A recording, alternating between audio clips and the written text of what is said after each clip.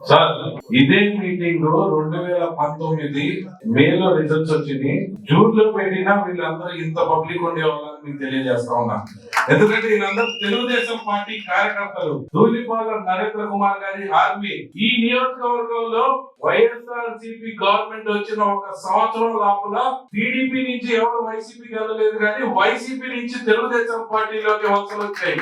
కాబట్టి అది మా ధూళిపాల నరేంద్ర కుమార్ గారు ఫ్యామిలీ మీకు తెలియజేస్తా ఉన్నాను. అలాగే ఈ నియోజకవర్గంలో ఉన్న మా ఎమ్మెల్యే గారు మొన్న నరేంద్ర గారు చెప్పినట్టు 2450 కోట్లు దోచుకొని మనం ఎక్కడ అడుగుతామని నరేంద్ర కుమార్ గారి మీద ఏం మాట్లాడో తెలియక ఒక సంఘం డైరీ గురించి మాట్లాడుతూ ఉంటారు. కానీ మీకు తెలియజేయాలనుకుంటున్నాను సోదరులారా, సంఘం డైరీలో ధూళిపాల నరేంద్ర కుమార్ గారి కుర్చీ వేసుకొని కూర్చోకపోయి ఉంటే ఈ రోజు అక్కడ కూడా బడ్డీ తవ్వి జనాలకి అమ్మేసే వాళ్ళు.